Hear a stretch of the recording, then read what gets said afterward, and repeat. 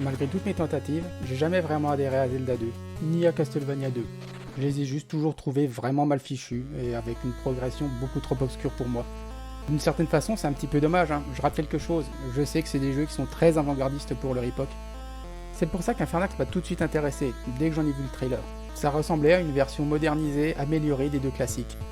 Et puis il promettait quelque chose un petit peu plus poussé avec son système de réputation. Dans l'ensemble, c'est une franche réussite, mais j'ai quand même quelques petites choses à redire.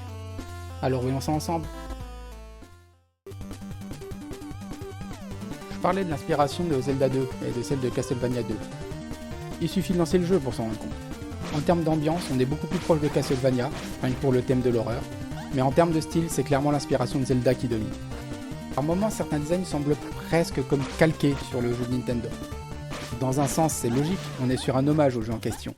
Mais quand on s'inspire d'aussi près de l'original, au final, ça donne un aspect un petit peu amateur. Un peu comme si les créateurs n'étaient pas tout à fait capables d'avoir leur propre style. Ça veut absolument pas dire que les graphismes sont ratés. Au contraire, ils réussissent exactement ce qu'ils essaient de faire. Et si vous recherchez un jeu rétro fidèle à l'esthétique de l'époque, c'est exactement ce que vous allez trouver ici. C'est juste qu'on est passé par Shovel Knight ou par The Messenger. Et selon moi, ces deux jeux vont beaucoup plus loin avec l'esthétique 8 bits que ne le fait Infernax, très clairement. C'est surtout les décors qui m'ont déçu. En dehors du fait qu'ils soient encore une fois peut-être inspirés d'un peu trop près de leurs inspirations, à savoir Castlevania, je leur reproche surtout de vraiment manquer de variété.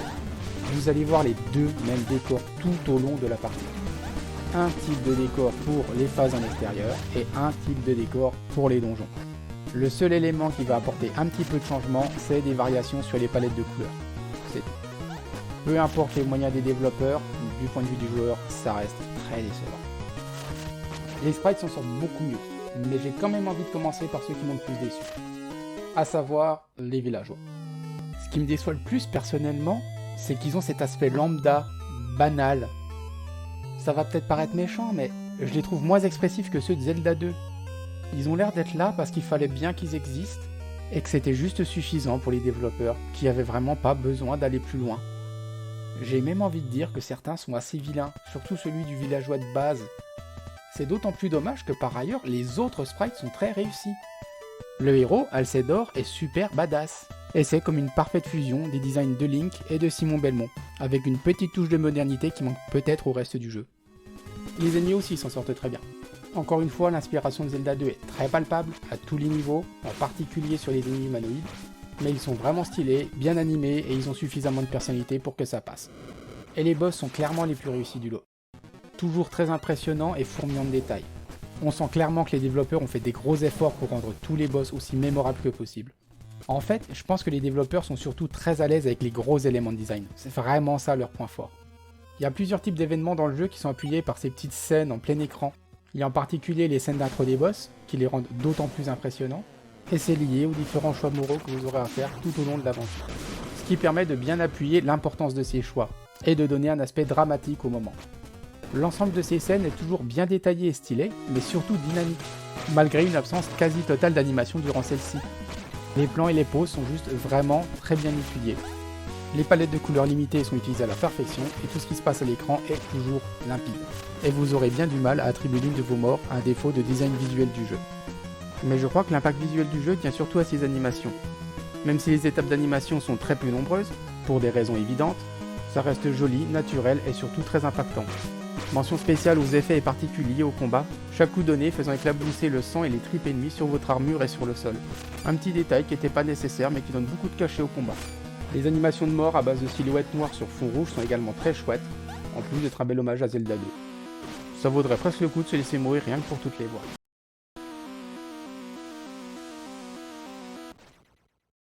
Et puis ça a le mérite de rendre les morts un petit peu moins frustrantes aussi.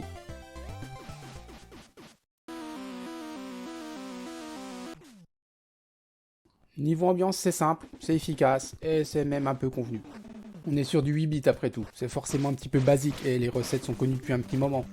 Quand on ajoute à ça la volonté de rendre hommage aux jeux de l'époque, forcément, il faut pas s'attendre à énormément d'originalité. C'est familier, c'est chouette, c'est propre, ça accompagne bien l'action, contrat rempli. Les musiques sont elles excellentes. Elles sont comparables à ce qui se faisait de mieux à l'époque 8 bits, et rivalisent avec ce qu'on a pu entendre sur d'autres jeux rétro récents.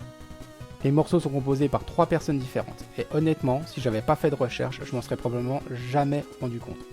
La BO est aussi cohérente que si elle avait été composée par une seule personne. C'est entraînant, mémorable et ça accompagne à merveille l'action. C'est le genre de bande-son qui vous marque durablement, et tout simplement l'une des plus grosses réussites du rétro gaming dans ce domaine.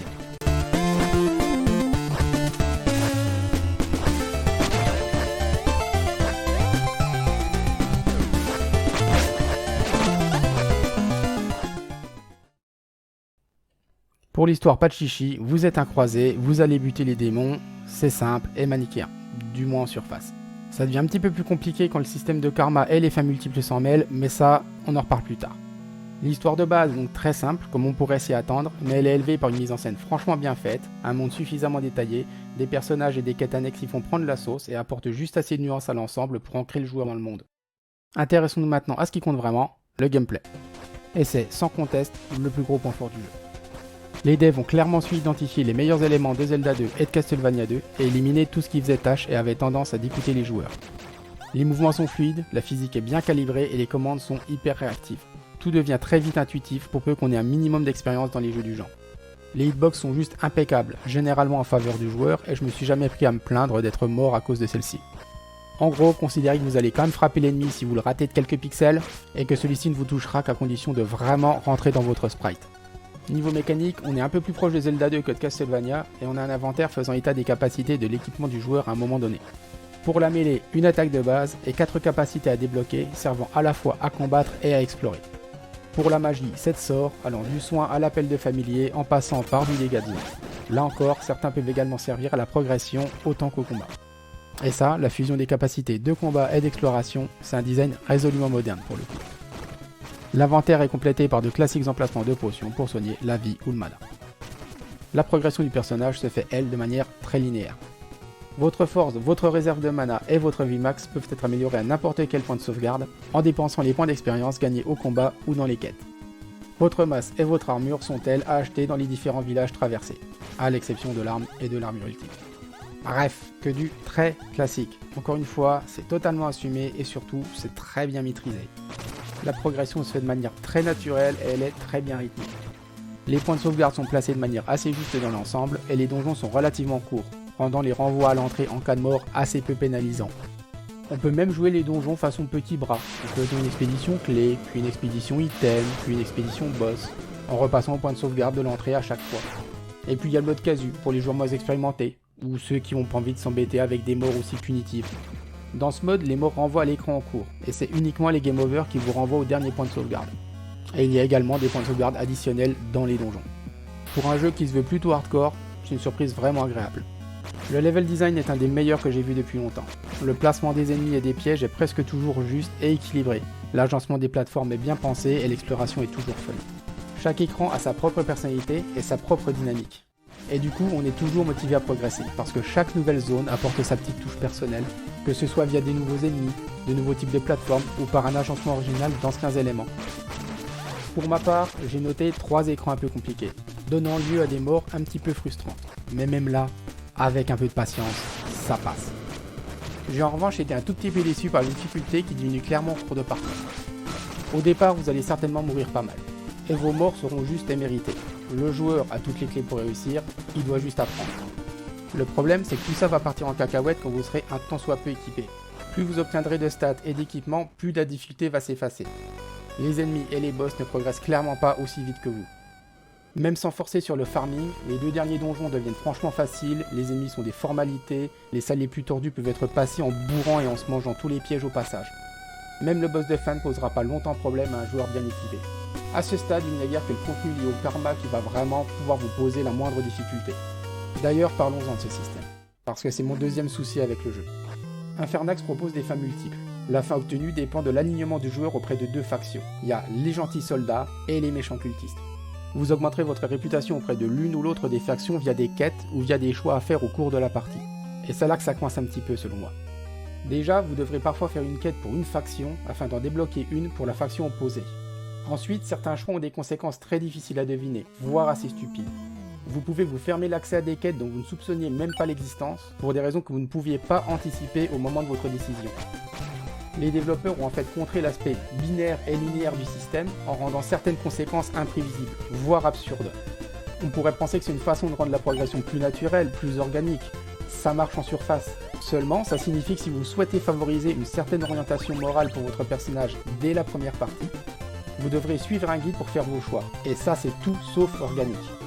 Au final, la fin qui m'a été donnée était clairement la fin bof, presque celle par défaut. J'avais vaincu un grand méchant, mais la vraie menace était encore bien là.